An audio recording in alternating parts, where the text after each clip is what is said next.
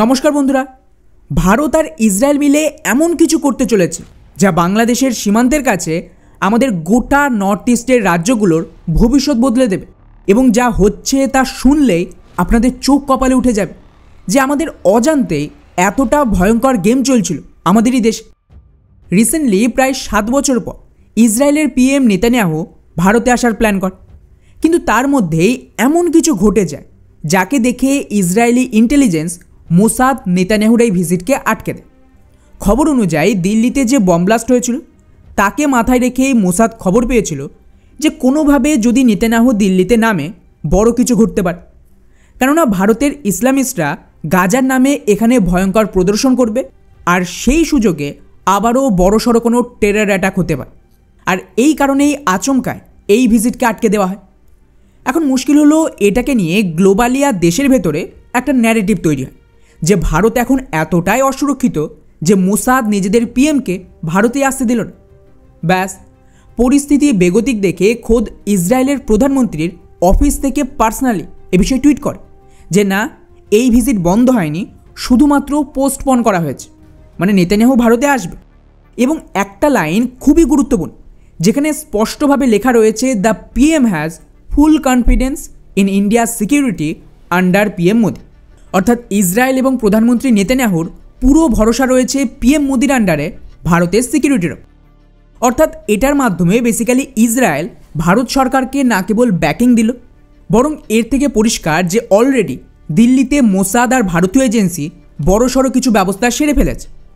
আর এখানেই শুরু হচ্ছে আসল খেলা, যার কথা আমি শুরুতেই বললাম যে ভারত আর ইসরায়েল এমন কিছু করবে যা আপনি কল্পনাও করতে পারছেন। নেতানিয়াহুর এই ভিজিট কোনো সাধারণ ভিজিট নয়। এর উদ্দেশ্য হলো আমাদের নর্থ ইস্টে বড়সড় একটা অপারেশন লঞ্চ করা, যাতে ডিপ স্টেট এত বছর ধরে এই গোটা নর্থ ইস্টে যে আগুন জ্বালিয়েছিল তাতে জল ঢালা যায়। আর এর জন্যই ইসরায়েলের সবচেয়ে বড় গিফট হল নেতানিয়াহু এই ভিজিটে একটা চুক্তির আওতায় আমাদের এই সমস্ত নর্থ ইস্টে যেসব ইহুদি রয়েছে তাদেরকে ভারত থেকে পার্মানেন্ট ইসরায়েলে সরিয়ে নিয়ে যাবে। এবং এর জন্য তো কয়েকশো কোটি টাকার পুরো প্ল্যান রেডি। এখন আপনি বলবেন এটা কীরকম কথা, ইসরায়েল নর্থ ইস্ট ভারতের ইহুদিদের এখান থেকে সরিয়ে নেবে কেন, আর এটা আমাদের জন্য গিফট কীভাবে, বা এর ফলে নর্থ ইস্টের আগুন বা লড়াই কীভাবে থামবে? ওয়েল, এর জন্য আপনাদের নর্থ ইস্টের আসল খেলাটা বুঝতে হবে যে ওখানে পর্দার পেছনে কী গেম চলছে। তবে সেটা বোঝার আগে দুটো রিপোর্ট দেখ এবং এগুলোকে খুব মন দিয়ে দেখবেন, তবেই বুঝতে পারবেন ইসরায়েল আর ভারত নর্থ ইস্টে কী অপারেশন চালাবে।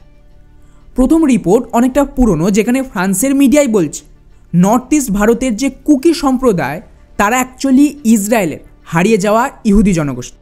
অর্থাৎ এই কুকিদের ইসরায়েল এবং ইহুদিদের সাথে ডিরেক্টলি সম্পর্ক রয়েছে। আর দ্বিতীয় রিপোর্ট হলো চাওয়ার হাউসের, যেটা বেসিক্যালি একটা খুবই ধনী ইহুদি অর্গানাইজেশন এবং পরিবার বলতে পারেন, যারা ভারত সহ গোটা বিশ্বে অ্যাক্টিভ রয়েছে। এরা বেসিক্যালি ডিপ স্টেটের কন্ট্রোলেই আছে। এরাই ভারতে বিলিয়নস অফ ডলারের ফান্ডিং করিয়েছে ক্রিশ্চান কনভার্সনের মাধ্যমে। অর্থাৎ ভারতে যে মিশনারি অপারেশন চলছে যাকে নিয়ে এত কনফ্লিক্ট, সেটার তার ইহুদি আর ইসরায়েলের সাথে জুড়ে আছে। কেন সেটা একটু পরে জানতে পারে। এবারে আসে আমাদের নর্থ ইস্টের রাজ্যের কথা। এখানে খুবই পরিকল্পিতভাবে ব্রিটিশ আমল থেকে এবং তারপর কংগ্রেস সরকারের নির্দেশে যত হিন্দু সাধু সন্ন্যাসীরা ছিল তাদের এন্ট্রি বন্ধ করিয়ে দেওয়া এবং এমন ব্যবস্থা করা হয় যাতে ভারতীয়দের নিজেদের রাজ্যে ঢুকতে হলেও স্পেশাল পারমিশন লাগবে, যাকে ইনার লাইন পারমিট বা আইএলপি বলে। এই সুযোগে গত কিছু দশকে সমস্ত এনজিও আর মিশনারিদের জন্য নর্থ ইস্টের দরজা খুলে দেওয়া হয়, যেখানে মাস ক্রিশ্চান কনভার্সন শুরু। অথচ অন্যদিকে ভারতীয় সাধু সন্ত আর হিন্দু প্রচারকদের প্রবেশে কঠোরভাবে পারমিট চাওয়া হতো, বা বলতে পারেন ইনডাইরেক্ট নিষেধাজ্ঞা লাগানো ছিল, যাতে হিন্দুরা ওখানে নিজেদের আইডেন্টিটি বাঁচাতে না পারে। এবং যদি আপনারা খেয়াল করেন, নাগাল্যান্ড, মিজোরাম, মেঘালয়ের মতন রাজ্যে ওগুলো তো অলরেডি এর মধ্যেই খ্রিস্টান রাজ্যে পরিণত হয়ে গেছে। এছাড়াও মণিপুরে যে সমস্যা কুকিদের সাথে মৈথিদের, সেখানেও কিন্তু কুকিদের মাস কনভার্ট করা হয় এবং ওদেরকে ব্যবহার করা হচ্ছে ড্রাগস কার্টেল হিসেবে, যা ডিপ স্টেটের একটা অংশ। তো আশা করি এখানে বুঝতে পারলেন যে নর্থ ইস্টে যত ইনসার্জেন্সি হচ্ছে তার মূলে রয়েছে দুটো, ক্রিশ্চান কনভার্সন আর এর আড়ালে চলা ড্রাগস কার্টেল। আর এটা আমার ব্যক্তিগত বয়ান, বাংলাদেশের পূর্ব প্রধানমন্ত্রী শেখ হাসিনা নিজে এটা বলেছিল যে আমেরিকা ভারতের নর্থ ইস্টের রাজ্যগুলো আর বাংলাদেশের কিছু অংশ মিলিয়ে এখানে একটা আলাদা খ্রিস্টান দেশও বানাতে চাইছে, এবং এটাকে নিয়েই পরবর্তীতে মণিপুরের কনফ্লিক্ট শুরু হয়। তো আশা করি বুঝতে পারলেন যে এখানে কি গেম চলছে। এবারে আসি আসল রহস্য, যেটার কারণে এই নেতানিয়াহু ভারতে আসছে, আর ভারত খুবই গোপনে ইসরায়েলের সাথে চুক্তির আওতায় এই নর্থ ইস্টে বড় অপারেশন লঞ্চ করবে এই সমস্ত কনভার্সন আর ড্রাগস ক্যারেটেলের বিরুদ্ধে। আর বন্ধুরা, এই যে ইহুদি, এরা বড় খতরনাক এই জন্যই যে ডিপ স্টেটের একটা বড় অংশ বেসিক্যালি এই ইহুদিরা চায়। এবং যদি আপনারা একটু রিসার্চ করেন তাহলে বুঝতে পারবেন, যত হিন্দু আর ইসরায়েল বিরোধী নিউজ পেপার বা বড় বড় ডিপ স্টেটের পাপেট আর ফ্যামিলি রয়েছে, তারা সকলেই হয় খ্রিস্টান না হলে ইহুদি।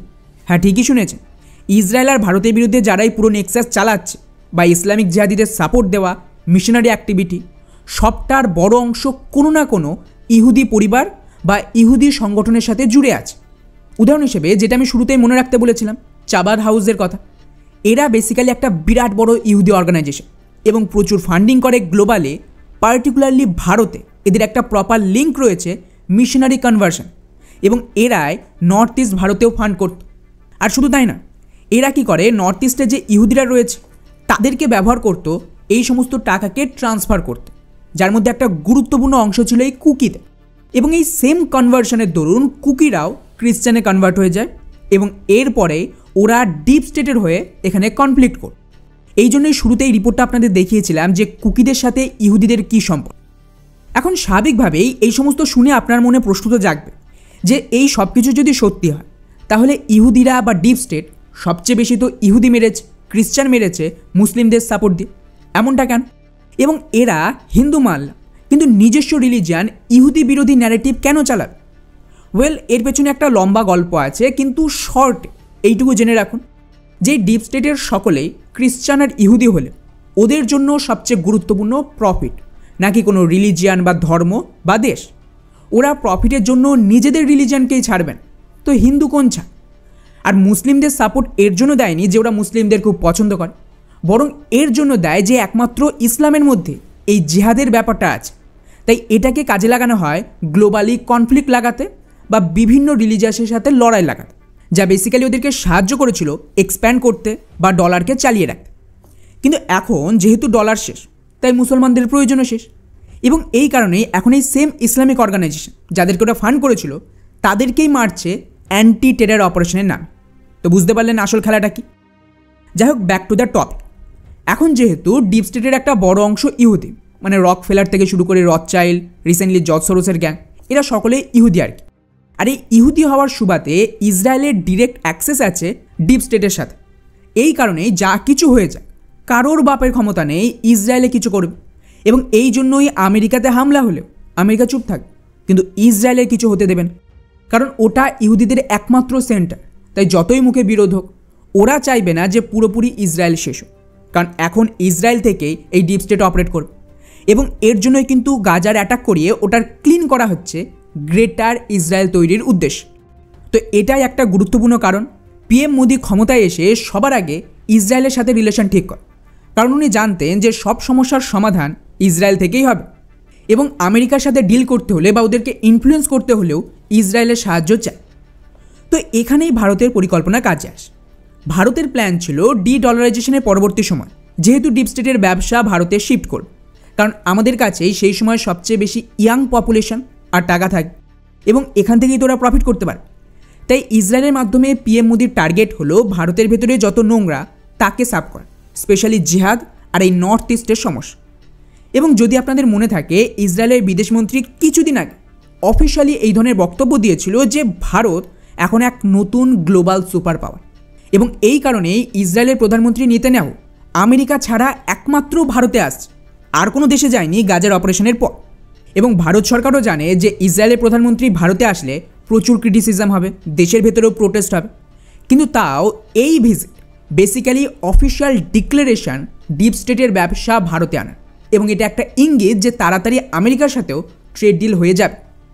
কিন্তু ভারত চাইছে তার আগে আমাদের জন্য তো কিছু করতে হবে। তাই এই ভিজিটের আগে ইসরায়েলের সরকার নভেম্বর মাসে একটা বিরাট পরিকল্পনা অনুমোদন করে, যেখানে উত্তর পূর্ব ভারত থেকে প্রায় 5800 বেনেই মিশনে, যারা বেসিক্যালি ইহুদি, তাদেরকে 2030 সালের মধ্যেই স্থায়ীভাবে ইসরায়েলে নিয়ে যাওয়া হবে এবং ওখানে আলিহা করানো হবে, মানে প্রত্যাবাসন বলতে।